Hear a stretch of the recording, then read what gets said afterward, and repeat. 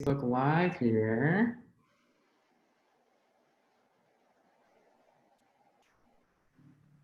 On our ACLU of South Dakota page.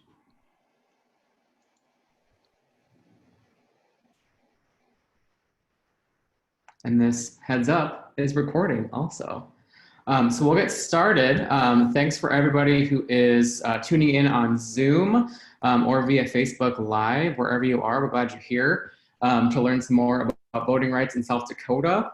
My name is Adam Jorgensen. I work at the ACLU of South Dakota. I handle all of our digital media for the state, and I'm thrilled to be doing this event.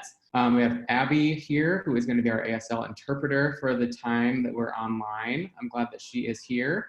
And we also have Boots among trees with us from Sioux Falls Pride. If you want to do a quick intro, Boots.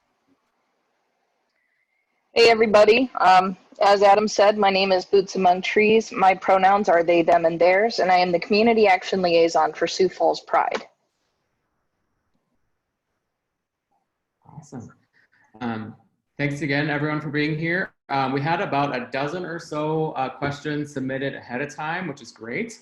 So we're going to address those. Boots and I are going to kind of toggle between a couple of them. The first one that we got was from a first-time voter, which is really exciting. So whether you're already 18, or if you're turning 18 on or before Election Day, you can put in your registration now. So it's great that folks are reaching out to see what they can do. Some quick facts are, obviously you have to be 18 to register to vote in South Dakota. You have to be registered 15 days prior. So the deadline to register this year is October 19th. So a couple places you can do that would be your county auditor's office, driver's license office, wherever you get those in your city, municipal finance office, a couple other places, Secretary of State's office. You can also print off a form online and mail that in. If you don't have access to a printer, we can help you with that. So if you send us an email, we can send you the forms. And of course, if you have time right now, you can be filling out your form as we're going through this conversation. Boots, did you have anything else to add for first-time voters?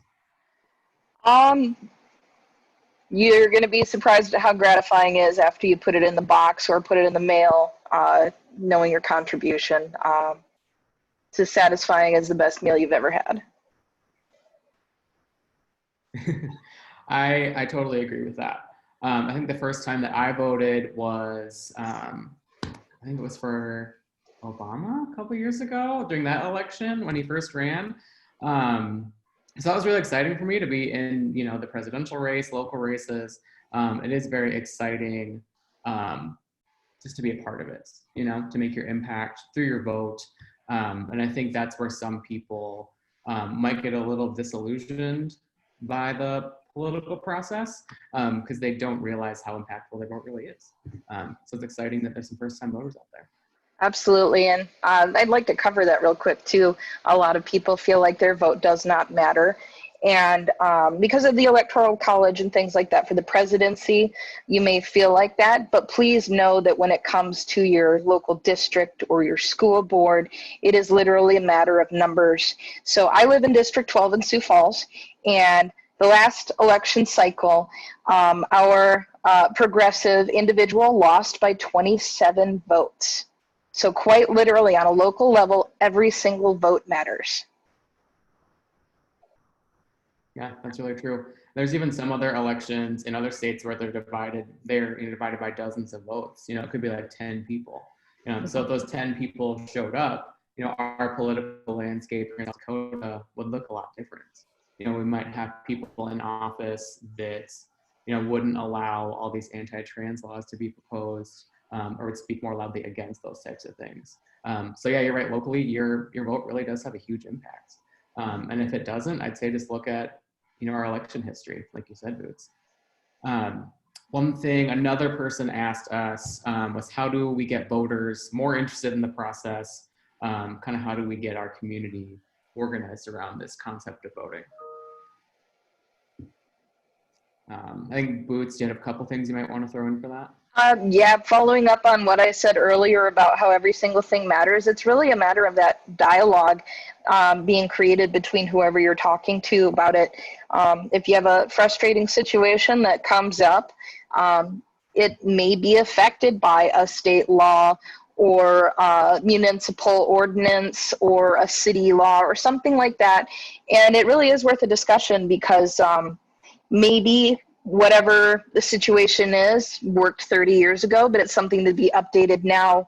And if you bring that to the people in charge, whether it be city council or your state legislator, being able to have a conversation and a human dialogue with this person might be enough to bring us in a direction that is more effective.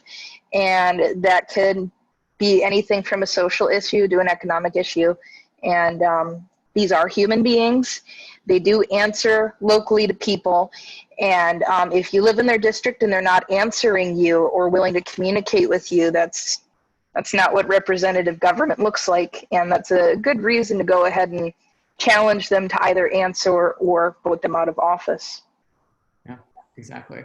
And that's a big part of our Vote Out campaign as well, is really harnessing your power as a voter here in South Dakota, and especially your power as an LGBTQ plus voter, right? So going out and voting with your peers, showing up at the ballot box, or even signing on to be a precinct worker, that can really show folks in your community that these places are open and affirming to folks, really encouraging your community to get out and vote by showing them that you're doing it. So everyone else that's eligible should do it too. And then also, like you said, voting out the people in office that every year choose to propose these, anti-LGBT laws, because it doesn't have to be a battle every year in session. We shouldn't have to rally people in a blizzard, even though we will, but we can prevent that just by voting. Yeah. Another another question we had was addressing some concerns with the Postal Service.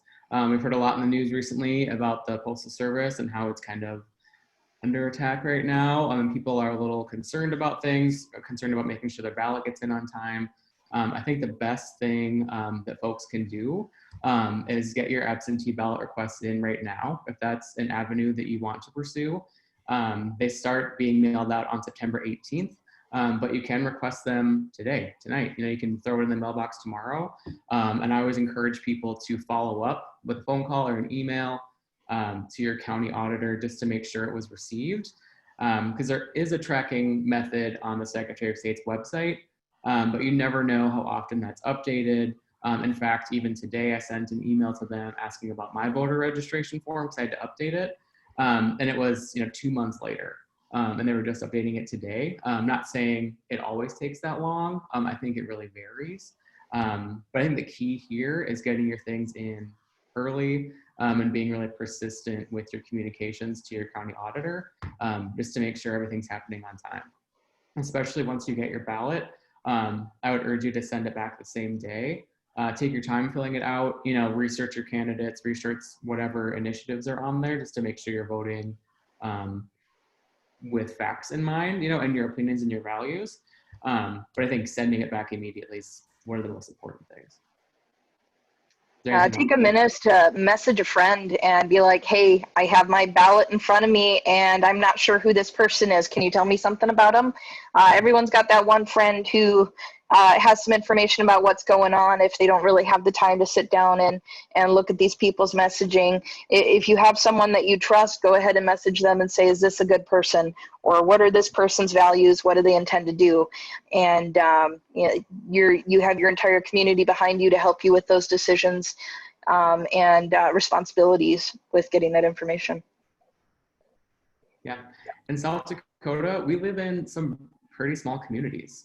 Chances are you might have a connection to this person who's related to them, went to college with them. So you can find out some personal information, just see their values, get to know them a little bit better, or get connected with the candidate themselves. If you want to ask them particular questions about their voting history, if they've been elected before, I think that's really important. Because some candidates in the legislature will serve as, say, like a senator and then run for city council.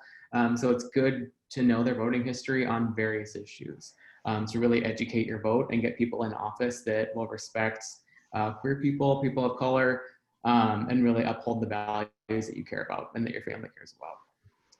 Another question that was submitted prior was questions about IDs for first-time voters. To register, the registration form asks for your driver ID number, but you can use any ID now, I believe. The laws changed recently. So you can use your tribal ID or you can use your South Dakota state ID. If you do not have an ID, you can use your social security number to register by. Yeah, so that's what you need to fill out for. And on election day, you should bring in your ID if you have it. If you forget it, there's other ways to confirm who you are. So that's not a huge issue. If you forget it, you're in a hurry, you can still vote at the polls. Some other IDs. There's a follow-up for that as well. If you are a transgender individual and the picture in your ID is not updated with how you present yourself and you are uncomfortable or feeling dysphoric going to your polling place with your ID to do that, I would really recommend go ahead and doing your absentee ballot. You will still need to send in your ID with your ballot request, but because of COVID, since you're not going in person to do it, you call your county auditor's office, you get their email, and they'll allow you to take a picture of your ID and email it to them directly, and then go ahead and snail mail in your absentee ballot request, and that will hopefully make you more comfortable with that experience and empower you to get your voice heard. Yeah, definitely. Thanks for adding that in there. Another one we had, in the same vein as like absentee voting, is if voters are in a nursing home or if they have a loved one that's in like an assisted living facility, how can they make sure that their vote is counted and their voice is heard? So this is really important. With nursing homes, they are supposed to help advocate for you with your voting rights as well. And having experienced 6 years of state-run initiatives through petitions, you can go to nursing homes, collect signatures, you can do voter registration drives. So if they want to go ahead and request their absentee, they can call a county auditor or send an email or print it off and fill it out and go ahead and send it in using their nursing home address to receive their ballot.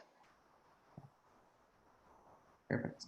And I think one good thing with that too is if your loved one is in an assisted living facility or if they're being cared for at a facility like Lifescape or something, you can always give the person a call and say, you know, what's the best route for this? How do I make sure they get their ballot? If you need to help them fill it out, you can certainly do that. Or to help them fill out a voter registration form if they need to. I think the best thing is just keeping communication open and just being really open and transparent with people to make sure that you get done what you need to.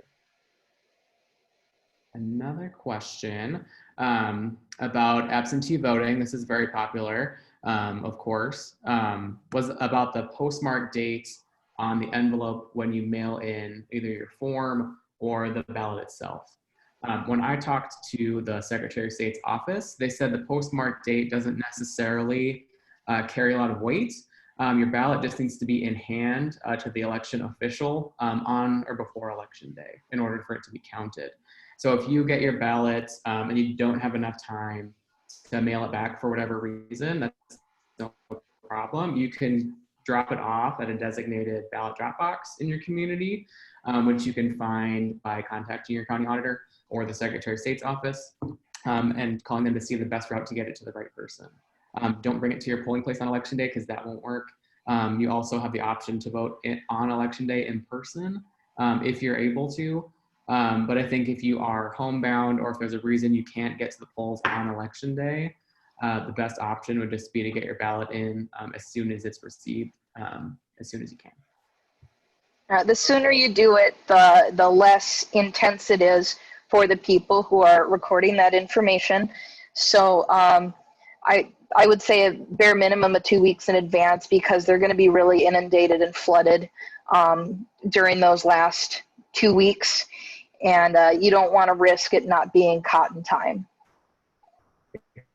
Exactly. Yeah, I think there was a recent article put out today that said the Secretary of State's office already had about 100,000 absentee ballot requests in as of today, and about 25,000 of those were from Minnehaha County alone. So that is a lot of work on precinct workers and poll workers. So just, I think, yeah, like you said, getting it in as soon as possible, 2 weeks in advance is a good rule of thumb. And then consider volunteering as a precinct worker as well. If you get your ballot in on time, I think it's a great thing to do. I did that during the primary elections, and it was a lot of fun, actually. It was a little slower, of course, during the primary election. So election day for a general election, especially during a presidential election, can be a little busier. But you'll have great people around you. The training is pretty robust. It's about an hour and a half long. And you get paid to do it as well. If that's something that you're concerned about, volunteering versus getting paid, there's an option to get paid for that. It's set by each county. So just double check with your county auditor before you sign up. And they'd be the person to talk to about volunteering. And that information is on the Secretary of State's website. We also have it on our website, aclusd.org/auditor. Another one, the best way to vote absentee. We've kind of hit that a few times. I think it's early and efficiently, being consistent with your communications with your county auditors and your election officials.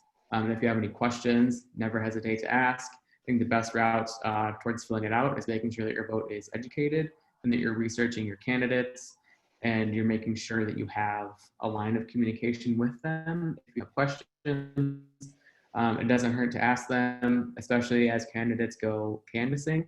Make sure you answer at the door. I know it can be easy to ignore people, especially if you're in the middle of something, but I also think it's really important to take a couple minutes and go and talk to the person who's running for office, especially if they are taking the time to come to your home to get your perspective. I think that's a perfect time to utilize them, you know, as an elected official or a candidate for elected office, so you can tell them what's on your mind and maybe some things that you want changed. Do you have anything to add for that, Boots?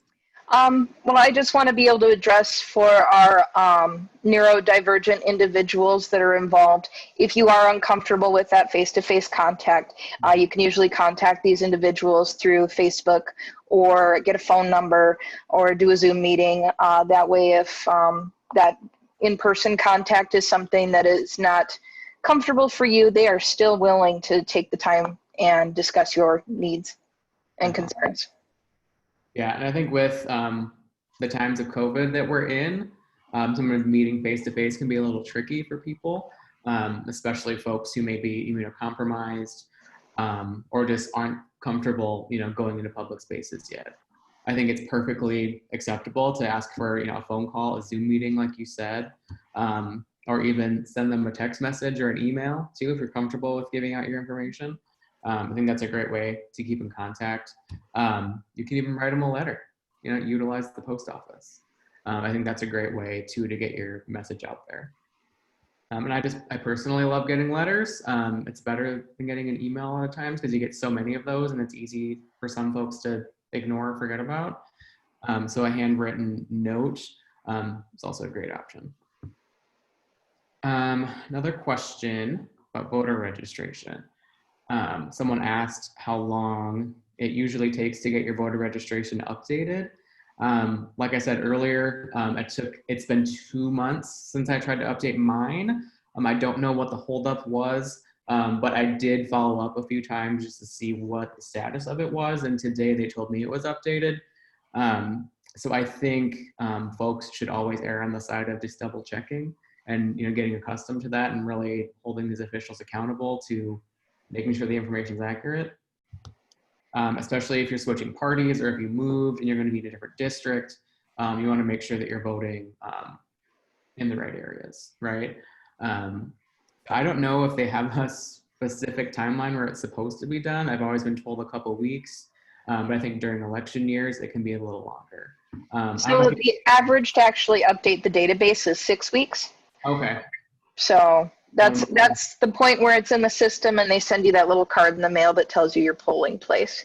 But during this time right before the election, from primary to election, you can potentially double that time, especially in situations like this when there's unprecedented numbers signing up for absentee ballot.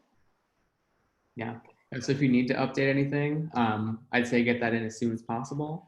The deadline is October 19th to get anything updated or register for the first time. So whatever that might be, and just get it in as soon as possible. I think that's kind of the theme of this talk right now, especially during COVID times. Just cross things off your list, and it's off your plate of things to do. And then another question: if you requested an absentee ballot for the primary, do I need to request one for the general election? So I think there's a couple caveats with this. Yes and no. I would say no if you checked the box that says all on the form. So as you fill it out, there is a spot where you can check to get ballots for like every upcoming election and all the municipal elections. Right here. Holding up a form. So I think that's something you should do every time if you plan to make, absentee voting part of your every election time, plan, is checking that because it makes it really easy. And you can check online as well on the Secretary of State's website just to see where your ballot's at, or if your ballot's been received or if it's been sent. So I would say start mailing those out on the 18th of September.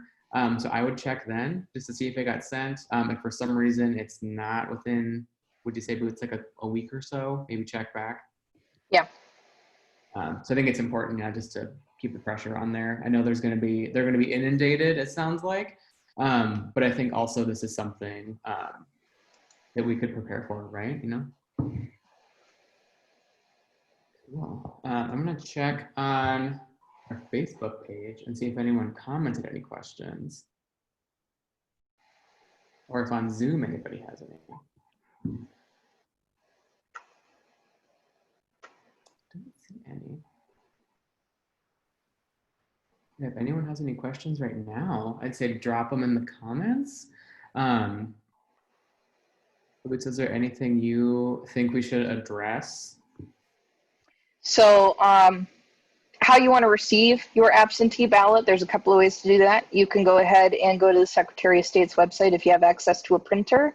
If you do not have access to the printer, you can go ahead and call them and say, hey, can you mail one to me? Yeah, and they do that pretty quick. I did that during the primary because I didn't have a printer at home when I was working from home at the time. And I didn't want to, go and pay to print something somewhere. So thankfully they mailed it off pretty quickly. And I'd say same with absentee ballot request forms, voter registration forms, any of that. You can always call them and they're usually pretty good about sending it off. Yeah. Any other questions? So all of our trans and non-binary folks who are a part of this or going to watch this later, for the primary this year, I got to vote with my recently done name change, and it was really empowering to go ahead with that experience and vote in the primaries. So I can't wait to do it for the election itself. It's pretty gratifying. Yeah, that's awesome. I think that's one thing too, if folks feel comfortable about doing this, like after you vote, if you do, update your ID with that information, post about it on Facebook or tell some of your friends, really encourage them to get out and vote, and maybe do that with you, just so there are people that are going and showing up. I think in 2016, there was around half of the eligible voting population in South Dakota actually voted. So that could have really changed things. If even 10, 20% more people showed up on election day or voted early, our legislative landscape would look a lot different. Our municipal electorate would look a lot different. We might have more queer people in office too. You never know. I think I saw that somebody, I thought I saw someone raise their hand on the attendees list, but I don't know what happened there. So one of the things I want to say is I've spoken to my currently elected legislatures I am very unhappy with the individuals in District 12 representing me because they are not representative of me. They have continually voted against transgender kids, and the attacks have been brutal, and they say very ignorant things. And I have emailed them repeatedly with fact-based information that's peer-reviewed and sent it to them, and they are not interested in anything other than affirming their own personal gnosis. And I have reached out to the individuals running in my area and had these conversations, and they're actually both really amazing humans. And I really encourage anyone to do that, because if we can get them elected, I know that they're going to keep trans kids safe, and they're going to keep fighting for us. And maybe we won't have that kind of fatigue in legislative session where we're waiting to see if we have enough good people to stop these things from happening. We don't want to end up like North Carolina did with their bathroom bills that they got passed, where we lose out on even more tourism. Not that tourism is a thing that should be happening with COVID going on too much, but you know, we set to lose the safety of our family members and our economy on top of it from an outside perspective. And I find comfort in knowing that the people running against the individuals in my district would keep our kids safe. Mhm. Yeah, I totally agree. I think if we, can change our, how our legislature is made up, we can change a lot of things for the better. Because I think we do, our current set of elected leaders, a lot of them waste a lot of time on trying to pass these bills that are blatantly unconstitutional, could lead to a lawsuit, those types of things. And I think it is important to hold them accountable for that. One, tell them as a constituent, this is my point of view on it, whether you agree with them on something or you don't.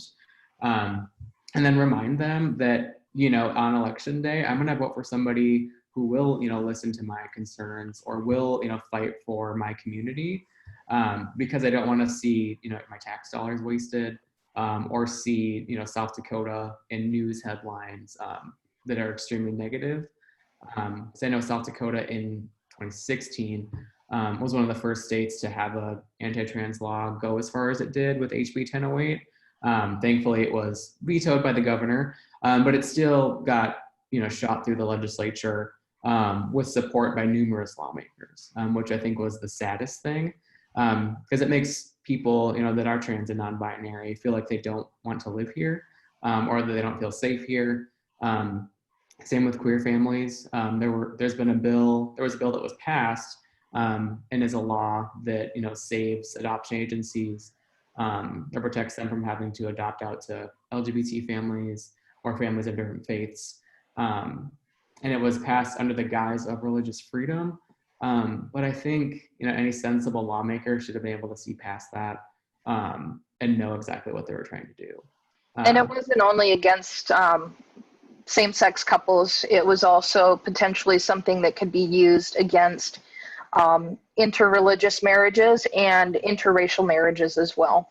If the private institution didn't care for that, they can use this currently passed law to go ahead and put it against you. And until that happens, we can't really challenge it. Yeah, it's true. And I think one part of it too, said something about people who've been divorced or like that aren't married. So yeah, so I think we can, as voters, as eligible voters and people, and even folks who may not be eligible to vote, whether you aren't 18 years old yet, or if there's a felony that isn't allowing you to register to vote in South Dakota, there are still things you can do to help get these good people elected. Whether it's volunteering on a campaign or volunteering with organizations to help get out the vote, or signing up as a precinct worker. There is no requirement that I saw or that I was told that said you had to be a registered voter to be a precinct worker. So you can still help folks cast their ballots and do all those things. So the felony discussion is actually really important to have because a lot of felons don't realize that we are one of 3 states that allows you, after you've paid your restitution for your felony, to go ahead and re-register to vote. So if you've paid off your restitutions, you're no longer answering to a parole or a probation officer. You have the ability to go ahead and re-register to vote. Indeed. And we do have, on our ACLU website, we do have a couple pages and a brochure that go through some of those questions too. So if you're wondering, can I re-register to vote or will I be eligible? I'd say go and check that. That's in a little more detail. And folks can always email us or, get a hold of us on social media or those types of things. We're happy to help.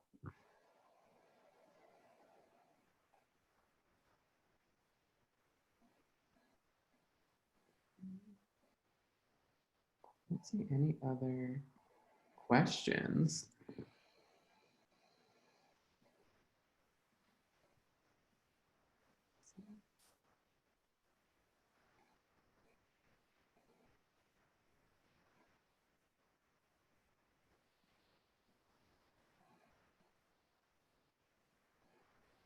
Anything else you can think of that would be super helpful? Oops. Researching issues that will be on the initiative. It's not always just about individuals who are running for office. There are initiatives that come up that are passed by the people through the petition process. And when those are done, those will be voted on at the same time. And doing research on those is also important when it's a people-led initiative. A lot of them are really good and some of them are really dangerous. So it's really important to have that information to decide and take some personal accountability for allowing those things to pass or stopping them from passing. Yeah, that's a good point. And I think with those, like researching who's behind them, like you can tell a lot from the organizations or the people in leadership that might be proposing these changes. And I think it's a good idea just to research other things that they've done, if you agree with them or not. And then not be afraid to send them an email or call them if there's contact information, just to learn more about what they're proposing. I know on the ballots, they usually have an explanation, about things from the Attorney General, but they only have so much space, right? You can only put so much on there. So it wouldn't hurt to, do some more research, take a deeper dive, and kind of push for some answers if you're not getting enough clarity on an issue or like a ballot initiative that you want to learn more about. And some of them can be really tricky with their language to go ahead and get something dangerous passed easily. Like if you remember a couple of years ago when we had the big fights with the payday loans, there was 2 different bills out. One of them was a good bill that would limit it, and the other one looked like a good bill because they had a better percentage in it. But when you read further down into it, if you missed a payment, they would rack it up to like 400% or something like that. So the original number on it was like 18%, and the other one was like 24% or something like that. And that 18% looked great, but it was a lot more insidious and dangerous for the population when you read further into it. So that was a out-of-state bill run by moneylenders that lived in, I believe, the Georgia area or something like that. And they had money to lose up here. So really finding out who is behind it is really important. Yeah, that's true. It's good to track where all that comes from. It is surprising to see, sometimes how these do a lot of the times come from out of state. Like some of the anti-trans laws or anti-LGBTQ bills are drafted elsewhere. Like people try to make South Dakota a testing ground for these bad things. And I think the most important thing we can do, as LGBTQ voters or as allied voters, is to get people elected or get people out that do, purposefully, follow those sources to get these bad things or try to get these bad things signed into law.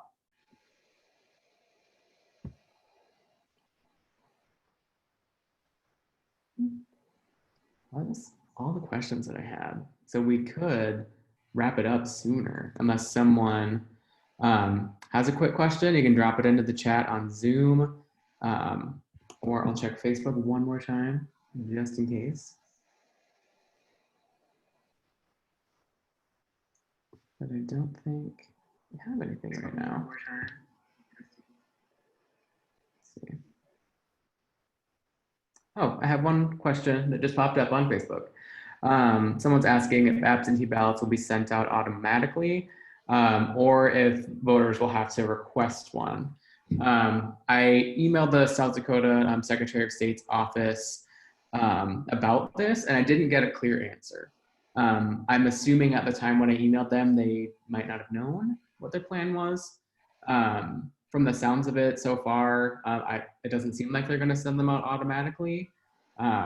So I would just say, get your form sent in now, and just track it. Just make sure that it was received in time, make sure that it's being processed, and then make sure that you get your ballot in enough time to get it sent back in the same day, or in the hands of the right person on or before election day. Would be the best thing for you to do. With that, I think it's unfortunate that they aren't sending that automatically again, because I have a feeling that helps a lot of people, especially folks who might not have access to a printer, or the ability to run somewhere, print something off, get envelopes, things like that. Looks like there was a question in the Zoom chat talking about the need for more transparency. I would say yes, there is something that we can vote on, right? So I think all of these issues that we care about, you can vote on that, right? I think of like, I don't know if anyone's seen Portlandia on Netflix. There's a scene where they say you can pickle that. I think you can vote on that, whatever that is. Whether it's furthering LGBTQ equality or expanding access to the ballot, you can vote on that. I hope my joke landed. I can't tell if anyone's laughing. And someone's asking about, yes, thank you, James. If there's a place where folks who are running for office can get better connected with volunteers. I would say get in touch with the party that you're running with. They might have access to a volunteer base. There are organizations like the Lead South Dakota that helps candidates run for office. There's organizations like the Victory Fund that helps LGBTQ candidates run, that might be able to help you strategize on finding volunteers. And organizations like Dovia, Directors of Volunteers and Agencies, might have some tips to help recruit volunteers and how to manage them and work with them. I don't know if there's a specific place. Did you have any idea, Boots, of like how candidates could find volunteers? There's actually quite a few different ways. There are some of us old timers that go fishing for our candidates and be like, hey, I can volunteer for you. But if you don't have those individuals in your community, you could work within different groups. If you have, there's a lot of church groups that people do, or community book clubs, or things like that, where you can just put out an ask and say, hey, I'm running for office. I'm really tired of the things that have been happening here, and I need a couple of people to help me work on changing these things. And Facebook has been a powerful ally for a lot of people. I'm not on any of the other social medias, but I'm told that Twitter is really good for that as well.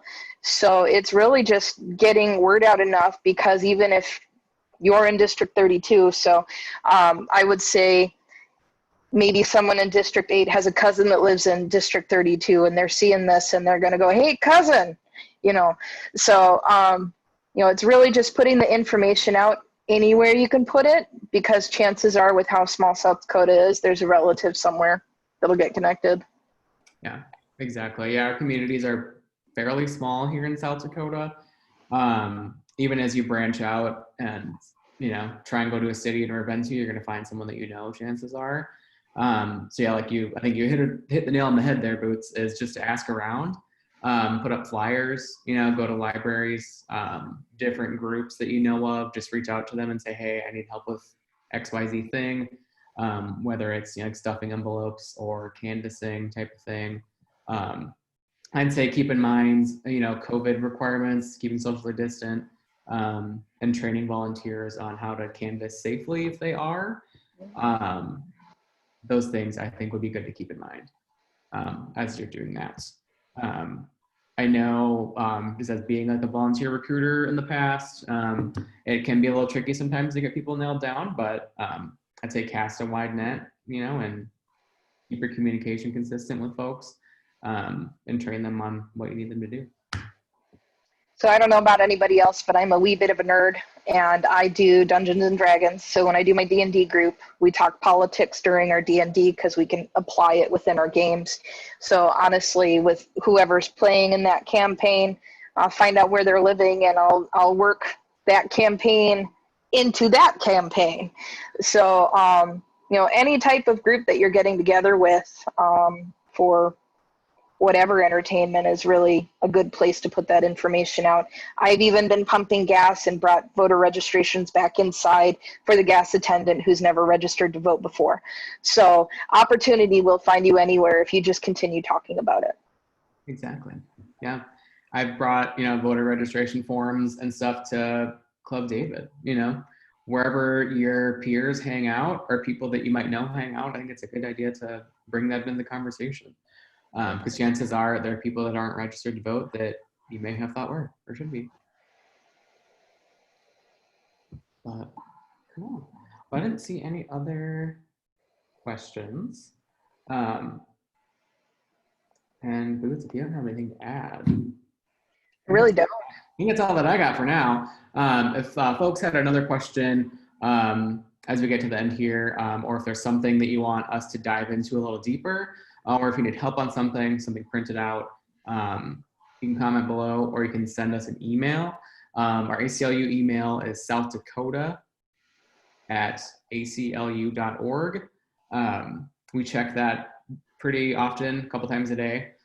So if you need anything printed off, or if you have questions, again, send us a note. My name is Adam. You can address it to me, and then we'll get that information to you, or whatever it might be. We're happy to help. Cool. Thanks, people, for tuning in. This was recorded, so we will post a copy of it later for people to review who were not here.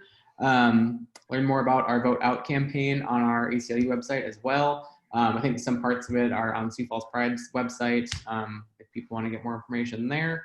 And we do have some allies in the Black Hills area too. So feel free to check out their information. Otherwise, that's all we got. Thanks, everyone. Bye, everyone. Thanks, Abby, for translating.